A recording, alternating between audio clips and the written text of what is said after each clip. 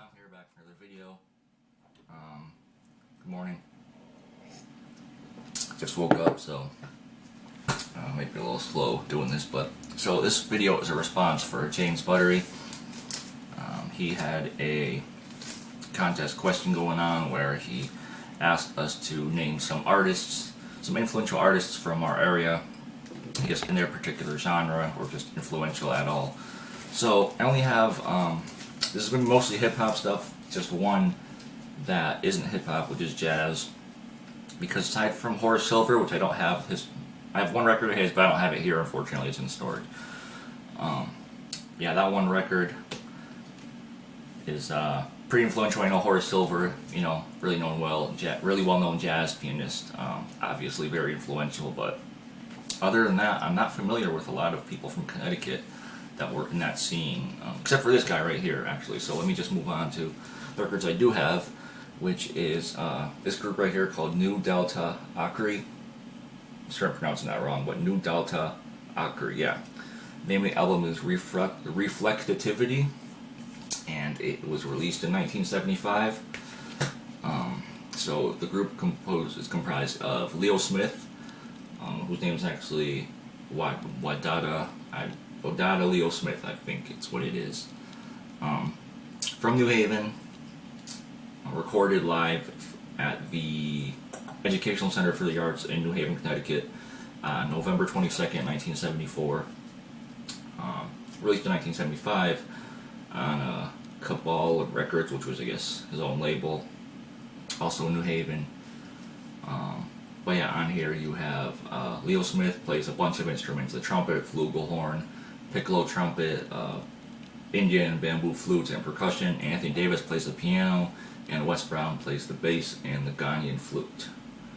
So they did have a second album after this, which I'm still on the hunt for, but Leo Smith went on to do a bunch of other stuff, including composing the Creative Construction Company, Creative Construction Company, the Creative Composers Orchestra, I believe it's called, a bunch of other groups. Let's see if I can.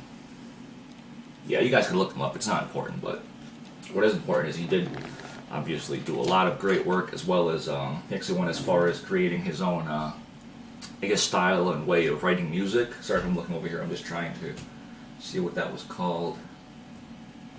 I think it was called like Acarian or Acarionian, something like that.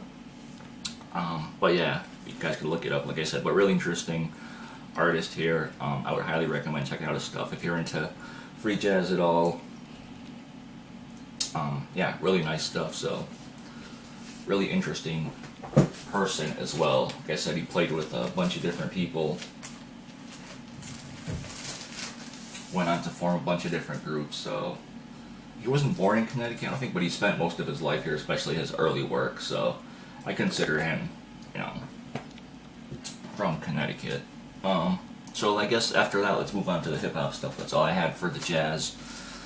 Leo Smith, definitely worth checking out. So I guess let's start,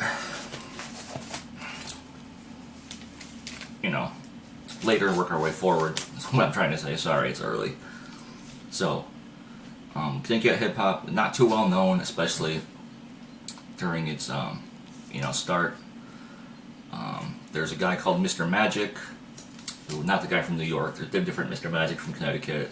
Real name is Tony Pierson, who actually started a lot of it, was really influential. I do have one record from his, but once again, it's not here, and I wasn't going to get it, going through all my shit just to grab it. But Tony Pierson, Mr. Magic, definitely look up his stuff. It's kind of like electro rap, electro hip hop, that style. Early 80s, late 70s stuff. So, but he actually influenced a bunch of people, and worked with a bunch of artists, some of them being these guys right here, Lanio and AC Smooth. I'm sorry if there's a glare, but this is Lanio. It's like that.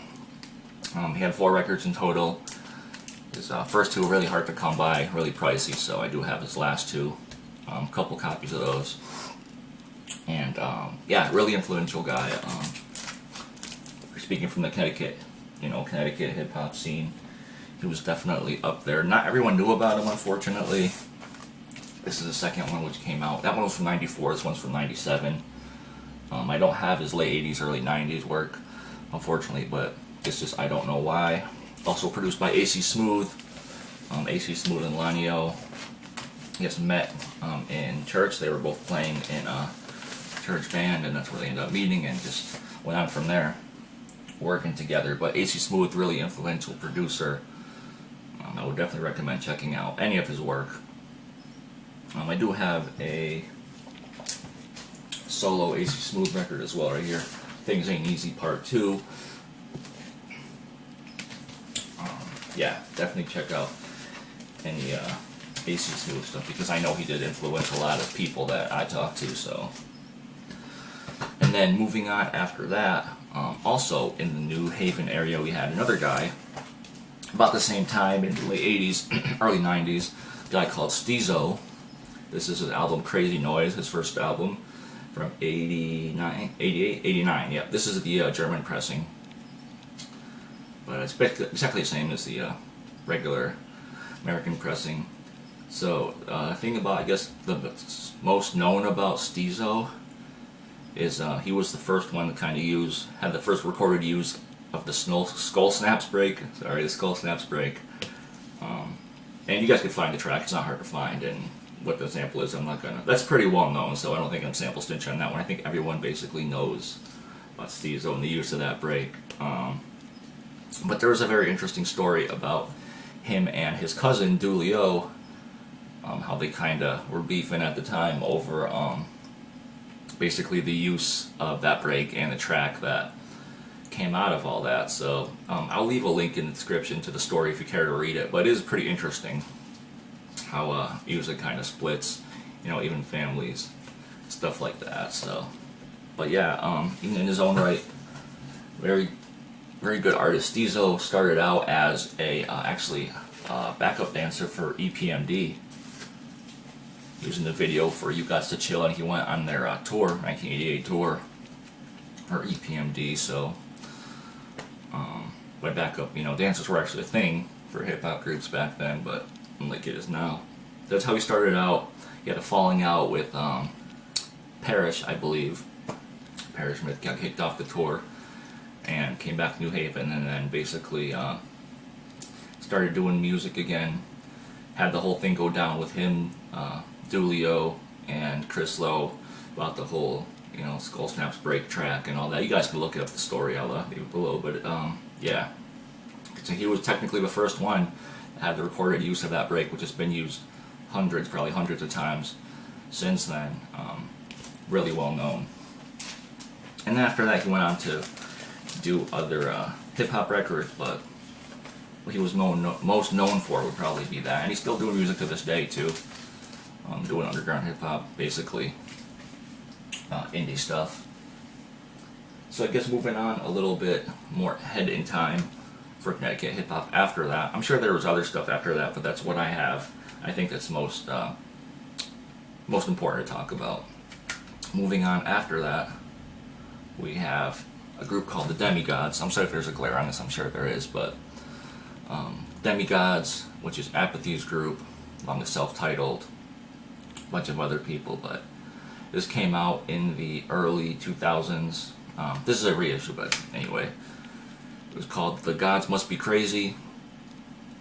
Basically, it was an EP type of deal, but very, very influential. Apathy as a rapper, and the Demigods as a whole crew, very influential in the Connecticut hip hop scene, and just in indie hip hop in general.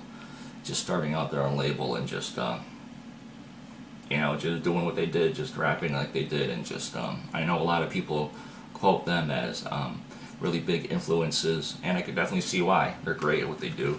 This is the reissue. Like I said, it comes with the original tracks and then instrumentals on the second disc, as well as some bonus tracks that were recorded, I guess, around that time but never released. So that's pretty cool. And they're still doing music to this day. You know, Apathy just released an album last year. Connecticut Casual, Demigods, still together. They released an album, I think, in 2012, 2013. Killmatic. So, really dope. I do have that one as well. I just didn't bother pulling it out because this was their first album EP. I think it was more, you know, more influential than anything else was their roots.